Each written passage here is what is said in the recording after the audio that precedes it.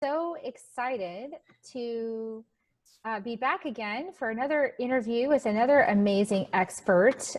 Today, we are going to be talking about, let's see, what are we talking about today, Brian? We're talking about healing, We're talking soul about healing and soul connection workshops and how all of it affects brain chemistry. brain chemistry, because that's important. So this is Yeah. Brian Kurtz. Welcome, Brian. Hi, thanks. So Grateful to be here. Brian is a minister, teacher, and light worker who calls in spirit's power and love to heal physical, psychological, and emotional issues.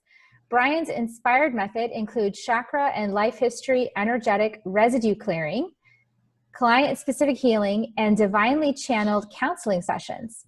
So his website is healedbyspirit.com. And of course, I totally get what Brian does, but our audience might not. So that's why we're having this conversation today. Yes. Let's talk. So, I like to start out by telling people, having our experts share a little bit about their story. How did they get started doing what they're doing? What was a little bit of the pathway to finding this line of work for yourself? So tell us a little bit about your story. Gosh, it's a strange sort of a story. I started getting the original downloads for the healing work that I do back in June of 1984. I was working on my master's degree in recreation administration and was doing an internship at a summer camp in Mississippi and was reading these wonderful books that were just fascinating to me. I just started getting into what I'll call a spiritual seeker's sort of a mode and found a book on channeling from a lady named Jane Roberts called Seth Speaks. And that was a fascinating book all about what was happening when this woman suddenly had this stuff literally happening to her and spirits coming into her, through her, and stuff was coming out of her mouth that wasn't hers. And that was a pretty interesting exercise. Then there was a really cheesy looking book called Psychic Energy by Dr. Joseph Weed. And I picked it up. I saw it at the bookstore and said, okay, Psychic Energy, Dr. Weed, we're talking 1984. I thought, yeah, okay, this will be fun. And I had gotten to the camp. We hadn't even set up camp yet. I was actually helping to move bunks and boxes of toilet paper and all sorts of stuff to get the camp ready. And I got this download. I don't know what else to call it. I got this thing that came over me and said, if you do this, people's pain will go away. And it was the beginning of what has now evolved into what I call the healed by spirit modality.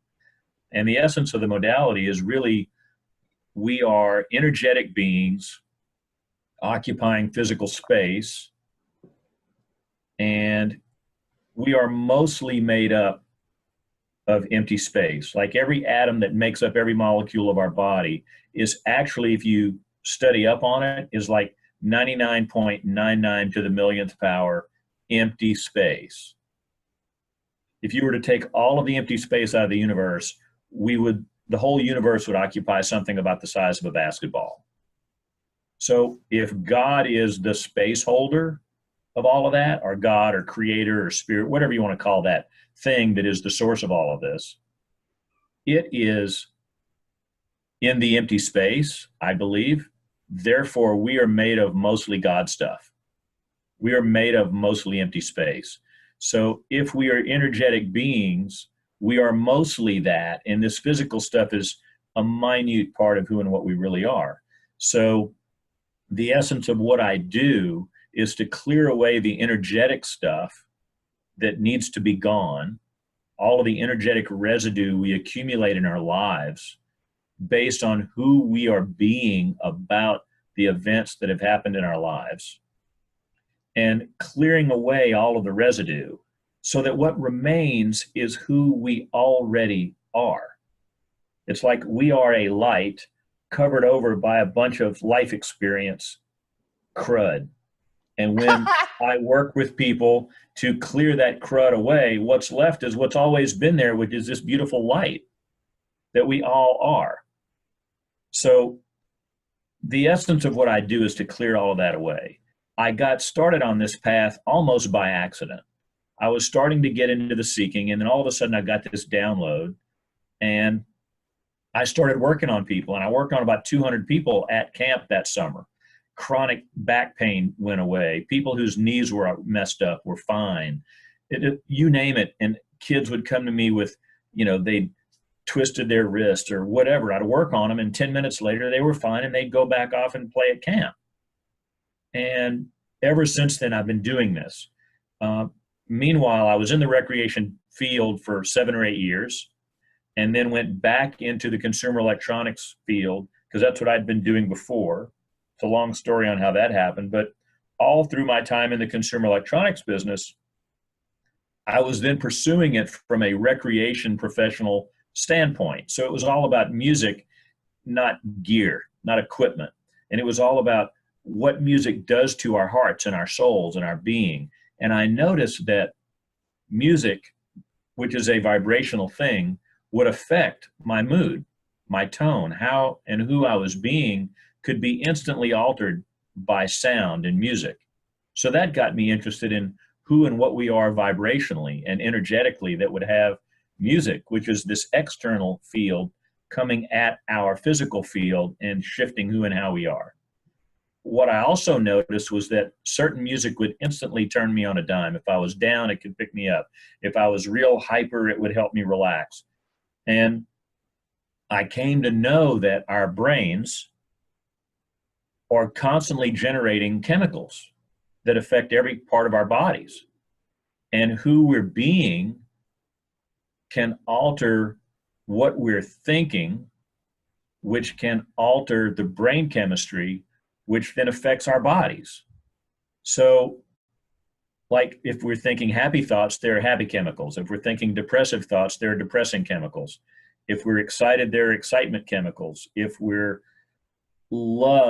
in feeling love, there are love chemicals. Bottom line is our brains are reacting to who we're being. Not necessarily the other way around, but it can also set up what amounts to a feedback loop. Yeah. So once we get thinking about certain things in a certain way for long enough, our brains begin to habitually generate this stuff, which results in an energetic residue as well as a chemical residue. So to be able to work with people on who they're being, to be able to clear away the energetic residue, freeing up the light that we all already are, allows people to become more of who they're meant to be. And it's not up to me to determine that. It's up to them to determine that. I believe we're all headed along individual paths, all moving in the same direction. And then it's a matter of if we're lined up, there's a lot more flow and stuff comes to us. If we're out of alignment, the universe has a tendency to kind of tip the rudder and push us back into alignment, or we suffer a little bit in the pushback.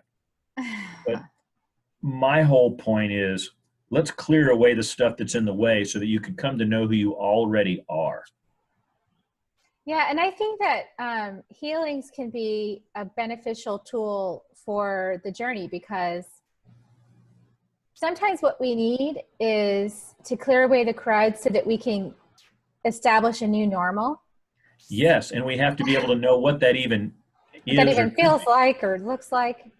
And yeah, it's like bugs on the windshield. We've been driving along and we've got all these bugs on a windshield, and as we clean off the windshield, we see more clearly.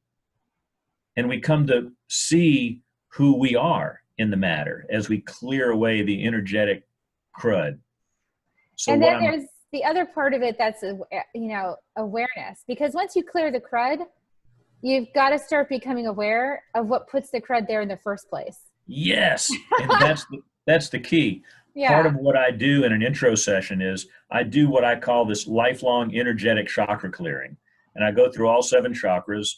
Chakras are just energy centers for people who don't know what that is. They're these different energy centers in our body that correspond to both body parts and life aspects.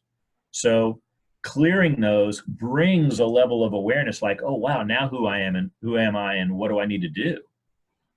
And so I then work with people going back to when things happened. I literally chart out when things happened in people's lives without necessarily knowing what happened. I can tell them at age 34, this happened relative to these 3 chakras. And they go, oh, that was throat chakra, heart chakra, and solar plexus chakra. That was when I got a divorce. That's when I felt like I couldn't freely express myself. My heart was broken, and I didn't really feel like I was aligned with my will. At that point, we can study who they were being, what they were up to, and who can they be from what they're learning in the examination of the whole thing. And how that relates to what we're talking about here in this context is who we're being affects our brain chemistry. And then the brain chemistry, once worked into a realm that works more effectively for us, can continue to feed that feedback loop. So instead of a negative feedback loop, it becomes a productivity feedback loop. And we get to reinforce all of it through affirmations, could be positive prayer if people want to do that. But the whole point is to get your brain chemistry generating the stuff that works. And who we're being sets that in motion, and it can continue to build on ourselves. It can take a while to deprogram certain structures that have been there a very long time, which is why, my journey has been healing from early childhood trauma, 0 to 5 was mine too. Super challenging. Me, it's like 0 to 20. Well, it was just luckily just 0 to 5. I got a great dad after that, but heavy stuff. And reprogramming that has been a lifelong journey. I was actually just working on a bit of it with myself yesterday in a healing with my mesa, because my training is with the Peruvian shamans and we work with stone energy. So I have this mesa that's filled with stones that are healing stones. And I was doing this work with myself with my mesa and my lineage. I believe in the spirit world and helping me. Sure. And I was saying, okay, like, show me what it is I'm doing. What is it that I need to clear at this time? This is a big year of clearing. So what is it that I'm seeing? And it was like back to the beginning here. It was back to like, I have to do in order to get love, like conditional love. I've got to be a certain person or act a certain way or do a certain thing in order to get love. And that was creating some, dissonance in my field now, because that no longer is true for me. Like actually doing that gets in the way of me being in my flow. Yeah, exactly. I can't do that anymore. So, but clearing that pattern, it's like there's layers and layers and layers of clearing away that stuff so that you remember, oh, that's right, I was created in love and I don't have to do anything to earn it. Yes, it's just already there. It's already there. It's all already there. And anything that we perceive as missing is probably just something that's been covered over. Yeah, we are love. What that might be and clear it off, and oh, there's our love again. And I think that some people will really understand what I just said, and some people will be like, what are you talking about? Right. Yeah, but it's like there's this habitual way. And once we see, oh, well, that was when this happened, that was when I began to think about such and such a piece of my life this way. And how's that working for you now? And once you realize it doesn't work, you may not necessarily know, well, what do I do now? But you can know, who do I wish to be now? And then the doingness of that sort of takes care of itself. Like to notice the stuff that one's brain generates. Yes. I mean, the brain's doing what it's doing. Yeah, it's just the noticing. It's like there's this brain that's doing its thing, and I can be the noticer of that. And by definition, if my brain's moving around at 1,000,000 miles an hour trying to put together all the experiences that we have, if I can notice that, I am by definition in stillness, watching my brain move 1,000,000 miles an hour. People are always trying to reach that place of stillness. And I'm saying, if you're waiting for your brain to stop, forget it. If you're being the noticer of all of that, you are in stillness. Then I point out, okay, so where's God? And everybody got, the God word is kind of weird, but ultimately, creator, God, spirit, whatever you want to call that, where is that? And eventually people say, well, everywhere. God's everywhere and everything. And everything. Right. So if God's everywhere and everything, where does God have to go? Nowhere. Right. So if God's already everywhere and has nowhere to go, God, by definition, operates in a place of stillness. So when you're being the noticer of all of that, you're actually in the God place where you can have access to that. The voice that came through to me during the still, I got to this really deep place because I've learned to let myself go into these deep places. and to resist the urge to come back up to this surface level and go get busy. Like I've learned to just, sometimes you just got to submerge underneath the water. Yes, because it's always still down there. And hold it there. Even if Yes. it's uncomfortable. Everything in you wants to get up and go do something. Yes. You got I mean, I'm high energy. I'm, you know, as old as I am, I mean, relatively speaking, I mean, you know, I'm not 18 anymore, but I have all this physical energy. What do I do with it? Well, you know, if I do some yoga in the morning and I walk a few miles every night, it's a lot more under control. It's a lot easier to just be. But that, you know, that can be, if you don't get to that deep place, then you don't get to experience a moment like I had yesterday. I finally got to this place after a couple of hours with this meditation. Yes, I made myself do like a couple hours with this. Yeah, if that's what it takes, yeah, right? But it just took a while, and I got there, and I finally sunk into this place where everything expanded, and I could feel, it was almost like I could feel the air was so still that there was hardly even a breeze. Yes. And there was complete quiet. And I could see the bugs like in the air, in the sunlight. Yeah. You know, and it's that kind of moment where it was so still. And then this voice came in, I love you unconditionally. I love you whether you do something or nothing. It doesn't matter. Doesn't matter. That love like, I don't have to do anything to get love. Okay. There's nothing. I just am.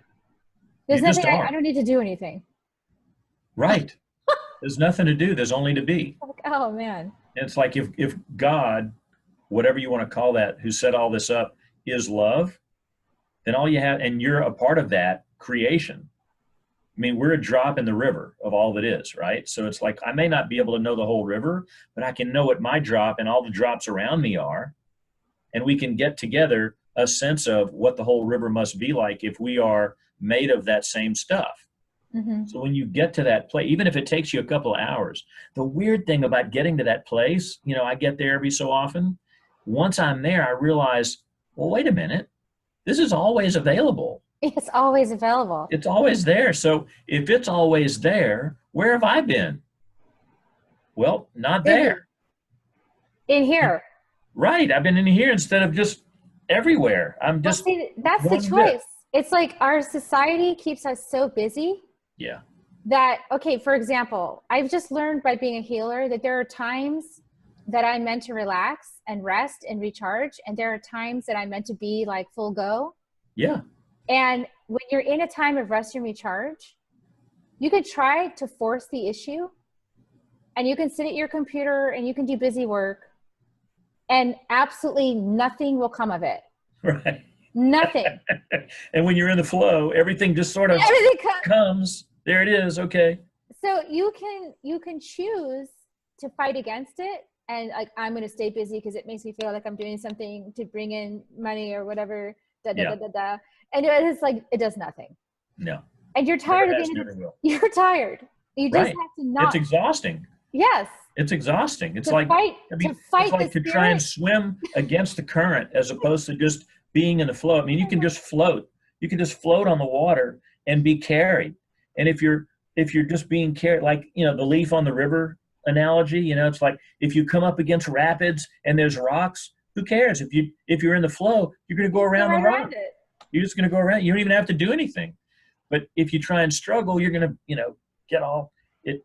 It's unnecessary. It makes you more tired to try to fight it. And I think this is a key point for people that may not be understanding this, is sometimes the work is not, sometimes what you're doing is beyond your conscious mind's ability to understand totally why it is that you need to be still.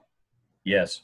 And that's okay. You can fight it and try to do what everyone else is doing and be out there working and do whatever. Or you can just go, well, today's a sick day. Here we are. And the thing is, or maybe it's a wellness day. It's I don't even like that terminology. Today's my stillness day. You know, whatever. Self-care. It just is. So it's like, but if this is saying this is what I ought to be doing, but it's like any of that, anything that's a woulda, shoulda, coulda, you know, comparison, this is where I was yesterday versus this is where I am today. It's like it's a two-pointed thing. This is where I think I am. This is where I think I prefer to be. The distance is suffering. And then the intensity of the suffering is how much you care. But then as opposed to just being where there is no points. It's just, this is where I am. It just is. It just is. If you can At that accept point, all it, the duality falls away. there could be a lesson in there for you. Like if you can accept it, like for me, the lesson was relax and trust. Yes. Then there's no effort. Relax and trust. I you know, because when I'm in the flow, obviously everybody knows I could be totally busy, right? I could just like, bam, stuff just happens. If you're in the flow, it doesn't feel like work. No, it's fun. It's fun. It's effortless. Yeah. It's just flowing. I could be doing it like 60 hours that week, and I'm like totally loving it. I love it. My husband's like bringing me food to my desk because I won't get up. Right. And it's fine. And you're just flowing with it. Yeah. Yeah. But you know, there's a lesson in it, and those lessons, the ones that we resist, are the most powerful lessons, because that shifts us into another way of being that opens us up to even greater potential. Once we accept that we're getting beaten on by life, stop. Like, oh, okay. Instead of, I'll just flow with it, and life gets so much easier. I mean, the whole. Okay, so let's relate that. Well, that's what I was getting ready to do. So the whole disease or something. The whole skills, not pills thing. Yeah. Is all about, we're looking for some little thing that we can drop into the mess that's going to fix the mess.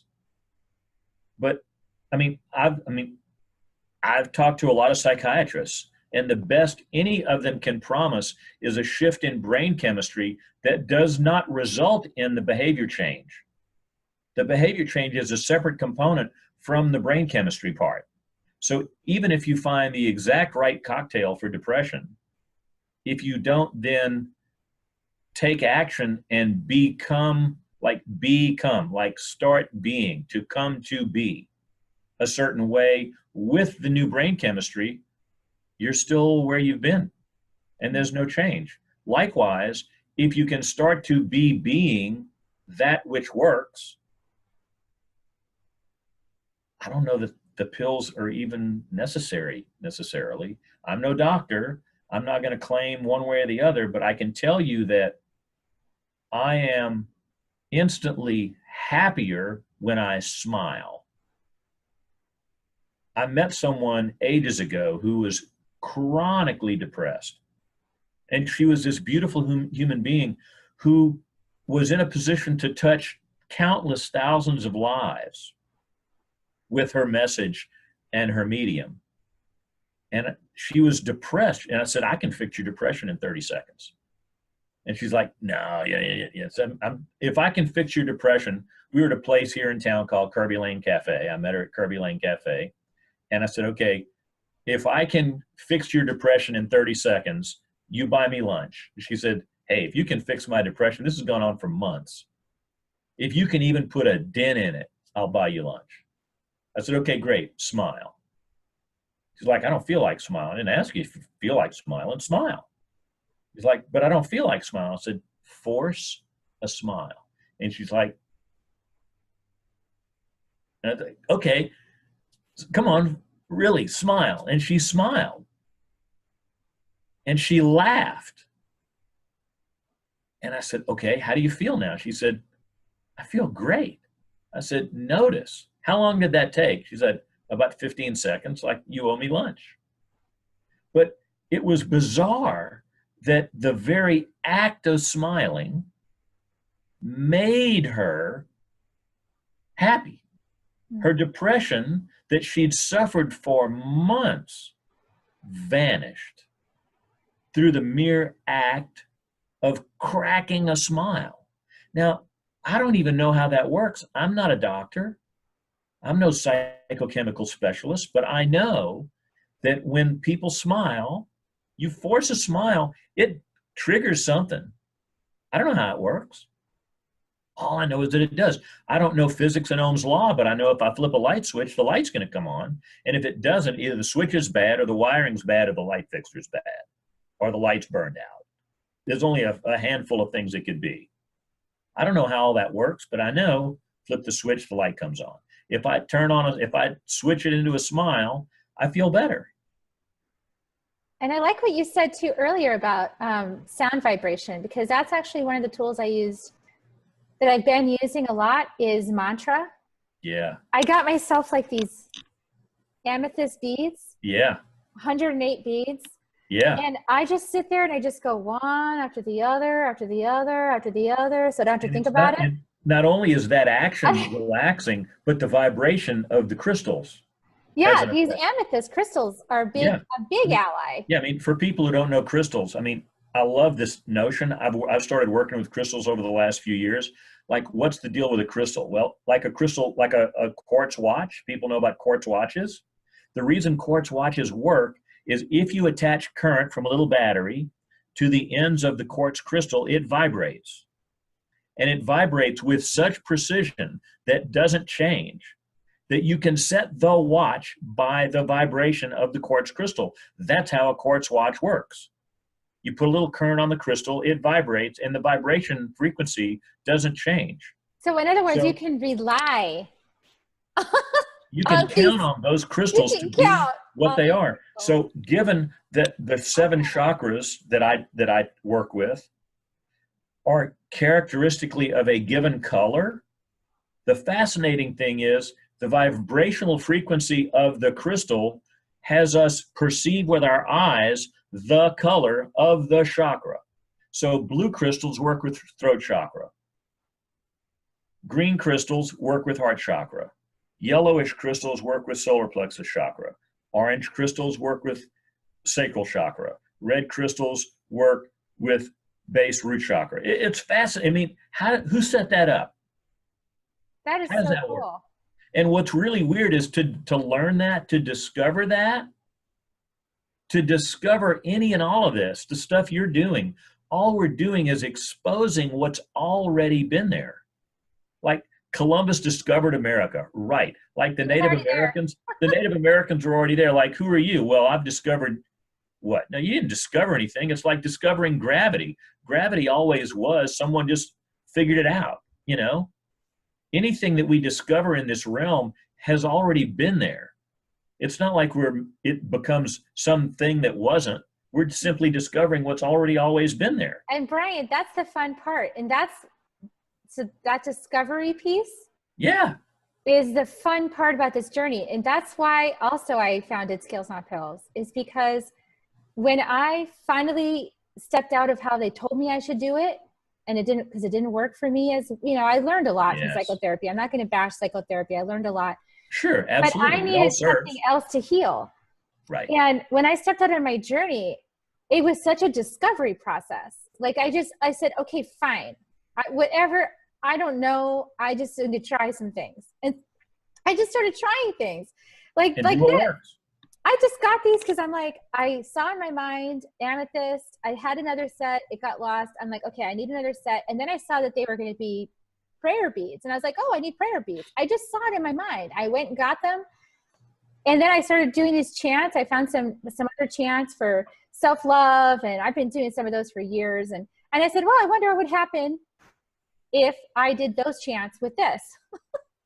And what I found was all intention and reinforcement. It's just experimentation, you know? So you just got to step into the experience of it. Just try it. And when I did it was I felt so much better. Like I did 108 of one chant, I did 108 of another, and I did 108 of another, back to back.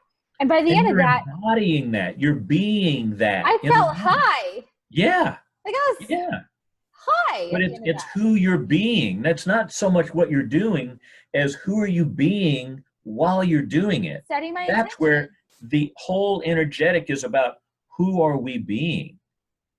And when we can shift who we're being, the physicality of it changes. It's like any chemical that we drop into our body to affect something in our brain could be done just as easily by who we're being. There you go. There's your little thing. you know? I mean, not to say it's going to work for everybody, but it's, we don't know what's going to work for us, like our psyche, our body, our physiology. So we just have to try a bunch of different things to see what works. And to narrow down the list, notice who you're being. And the more of this stuff we can clear away, which is the healing work I do, the more of what we clear, the more of who we are becomes more apparent, so that it can narrow our choices. I mean, when we hook into divine mind, which is always there, of which we are completely tied, whether we get it or not, we are. You can deny gravity, but if you jump off a building, it's going to hurt. Once we come in tune with that which we are, the spiritual beings that we are, the more we have access to that guidance, and my guidance is not your guidance. We may be headed in the same direction, but your way may not be my way, and that's okay.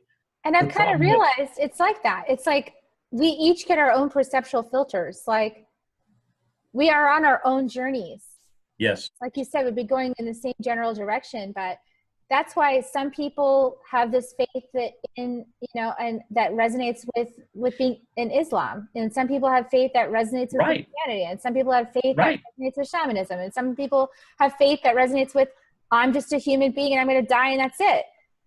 Everything you believe was somehow planted in you, like as you're part of your innate design this time around. So and if we're all part of one creation, we're all part of the one thing. Therefore, we're all valid. It's just different lenses. Exactly. And, and that's your journey this time around. You chose it. So cool. Enjoy it. Yeah, absolutely. But explore it. You may as well. It's way more fun when you do. And I like that you just, you had one of those spontaneous realizations about healing, and then you just started doing it. It came to me. I was seeking and it came. And ever since then, there's been more and more and more of that.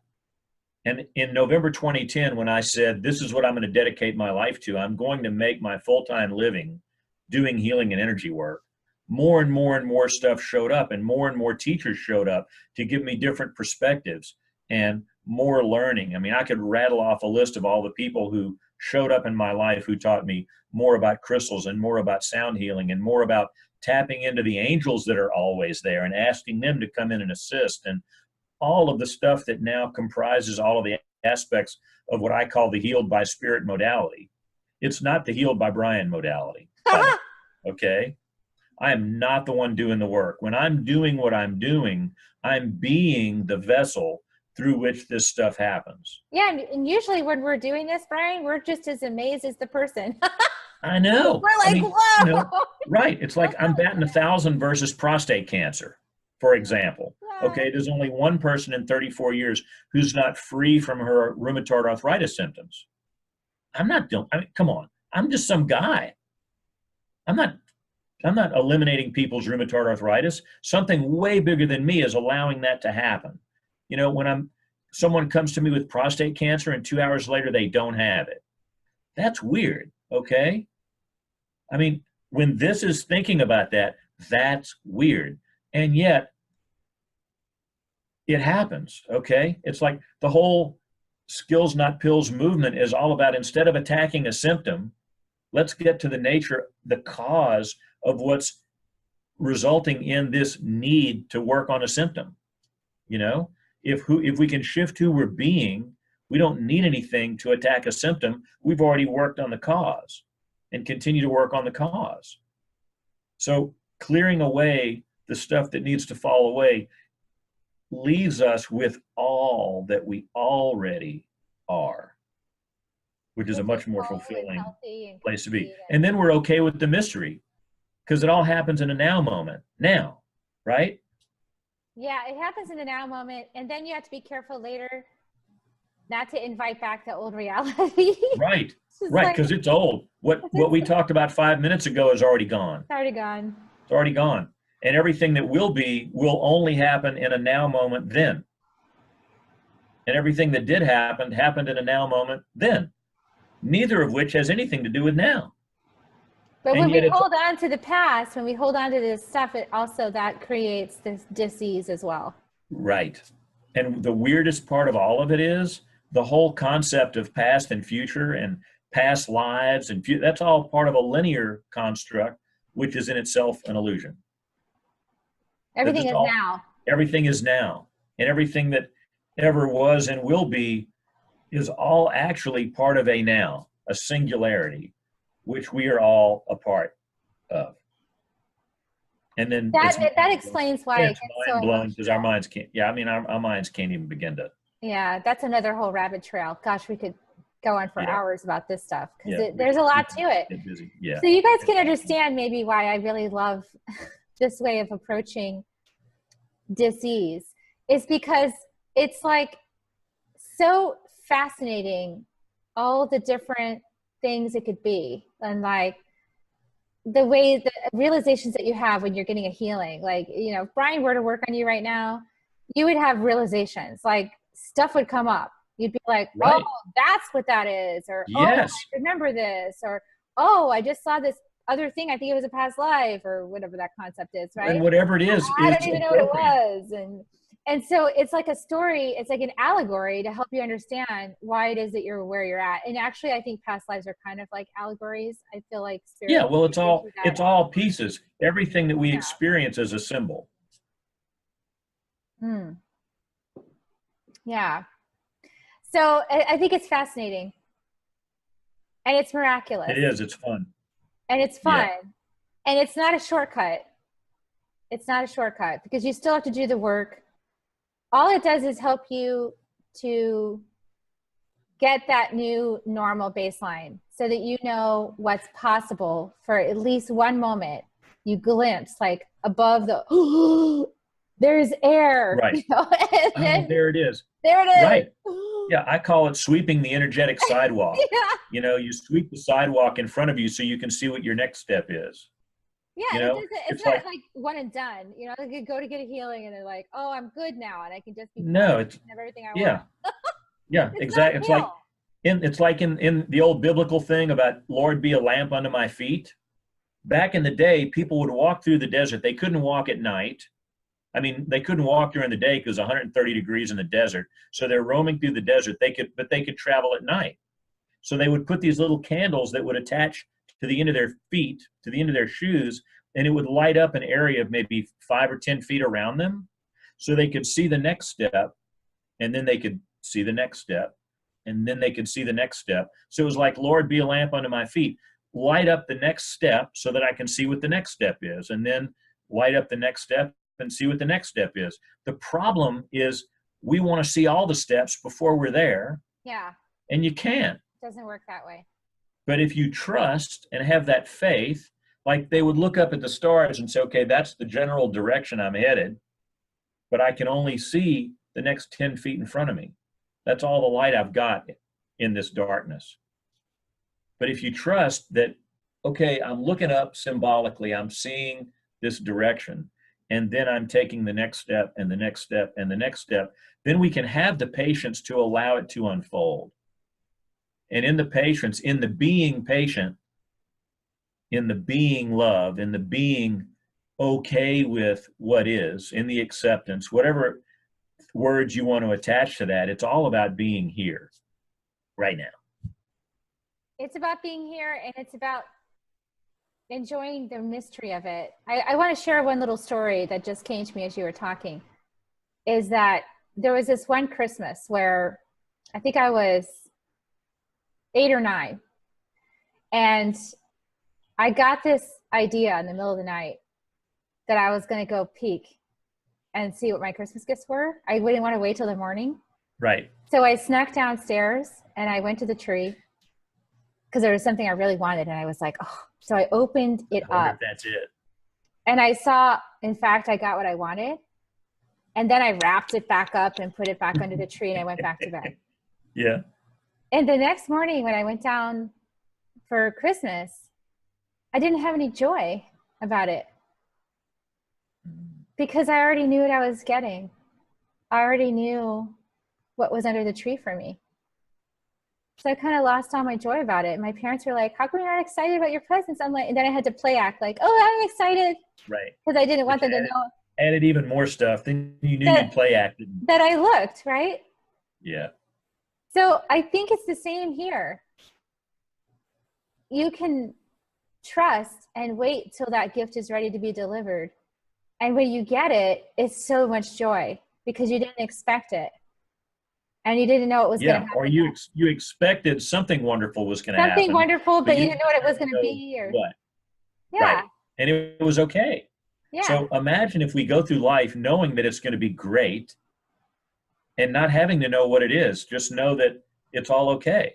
And if seeing the world around us is symbolic of who and what we're projecting in our lives that is uniquely mine and yours is uniquely yours. And it's so cool when lives intersect, when the beauty that's your life intersects with the beauty that's my life. And together we're spreading this message of, hey, just be. Just take the ride, it's all man. good. Soak it all up and just notice what's showing up in your life. If what's showing up in your life is not what you prefer, notice that. Yeah. And either my preferences are out of line or I'm just on my way and I just haven't gotten to where I might prefer to be at the moment. And maybe I'm sabotaging myself, there is that. And if you are, okay, I did that. I sabotaged myself. Can I get back to love now? Can I cut myself some slack? Can I forgive myself? Again, it comes back to who I'm being. Yeah. Releasing your past. If you have to set up conditions to release your past, it's like, is it okay for me to do that? What happened the last time I did that? What are people going to think about it? As opposed to let it fall. Release and forgiveness and love are all unconditional.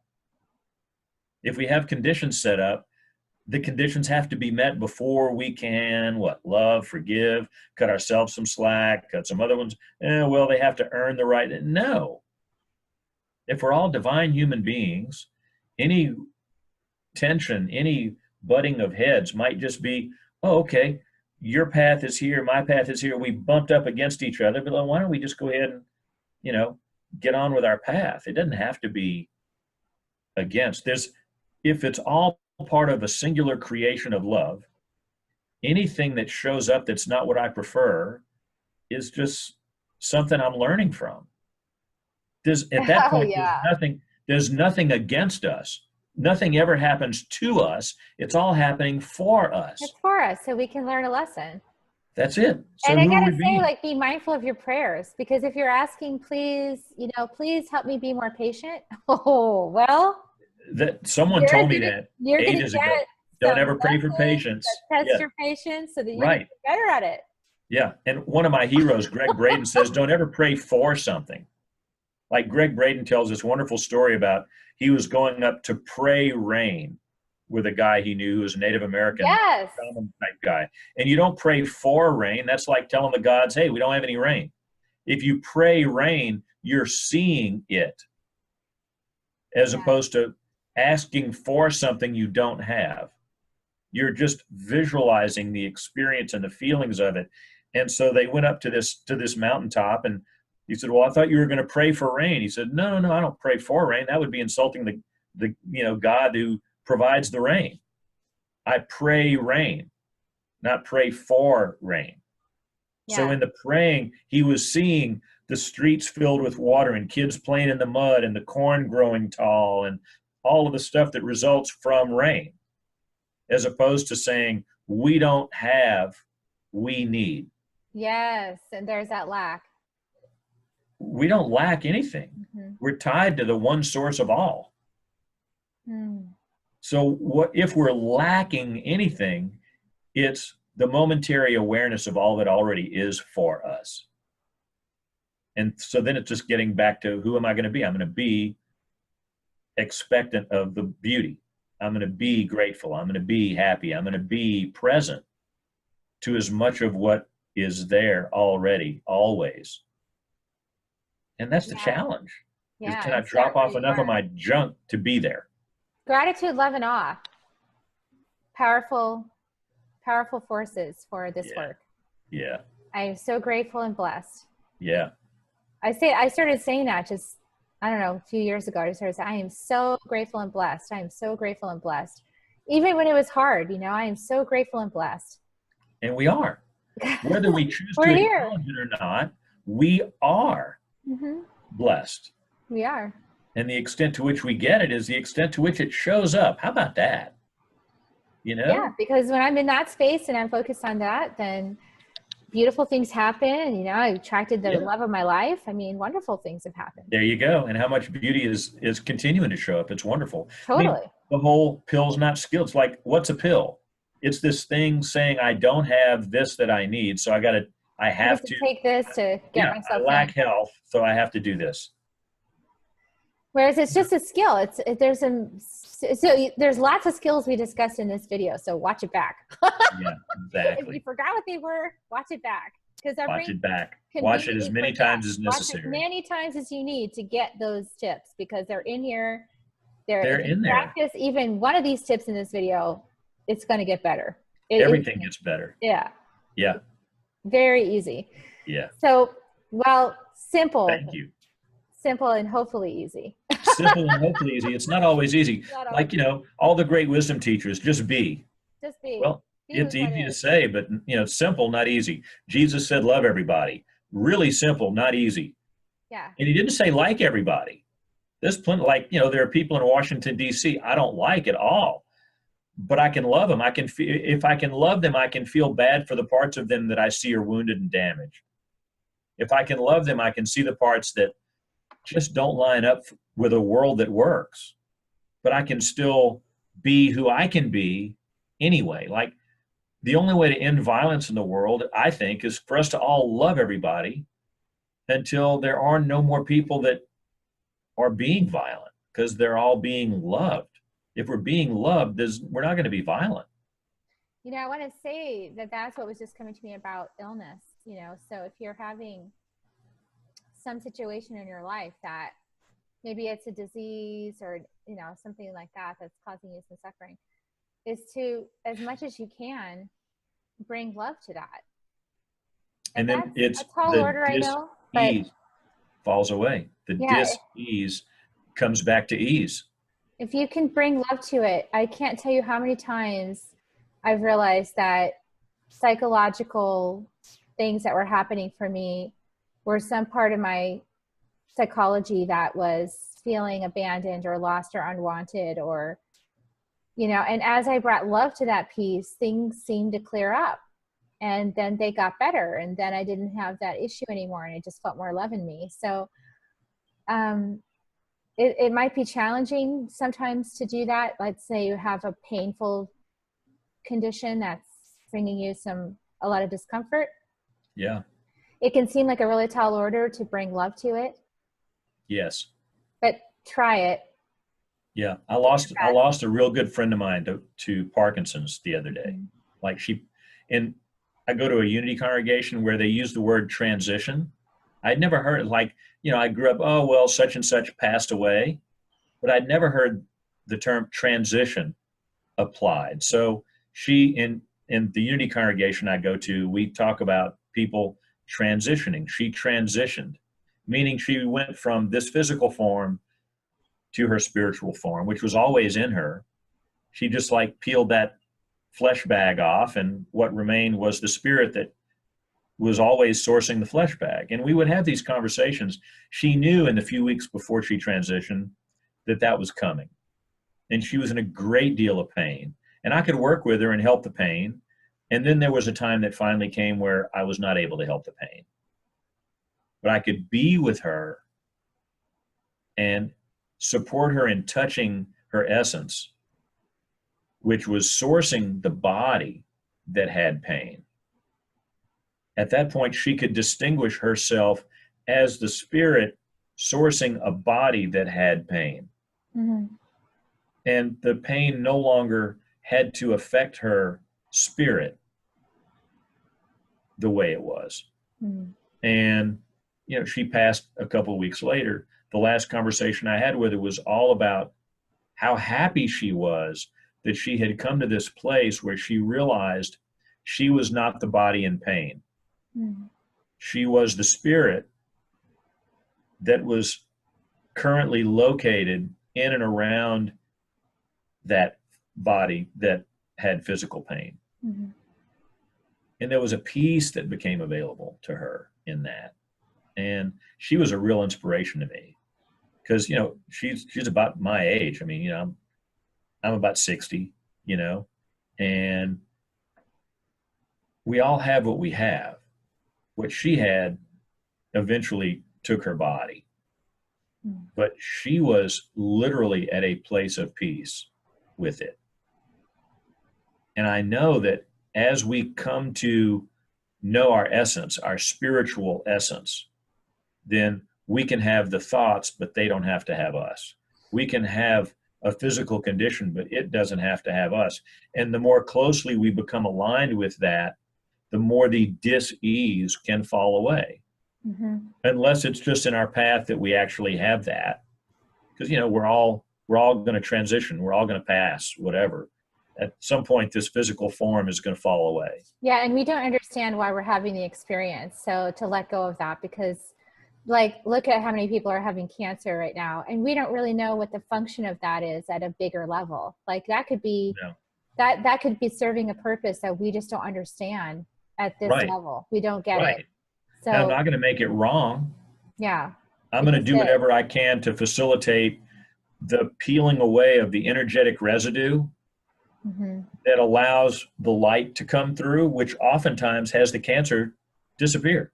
I mean, one of the spiritual leaders at our Unity congregation has lung cancer.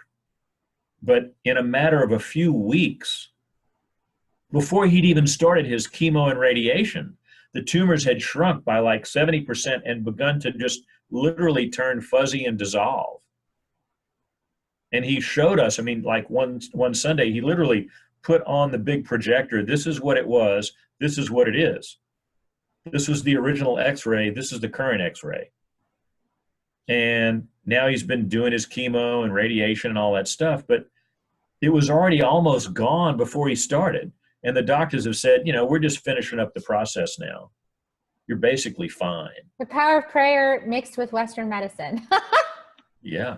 So and what is, you know, when we prayer, I mean, to be the prayer, you know, when I'm being the prayer that I speak as the prayer, if who I'm being as the prayer is, this is who I'm being, there's a lot more weight and if you're being momentum, spirit, if you're being spirit, then yeah. I mean, God spoke the universe into existence. God said, let there be light. Okay, there it was. You know, we can literally speak our existence if we are speaking from that divinity that we are. Yes. There's a lot more power there. Then this is what I want. I'm going to fake it till I make it. No, to be that, and it's going to occur. Yes, be it. That's how I did it. That's how I did just this. Be it. I just did it. I just am it. Yeah. And yes, I'm making it all up.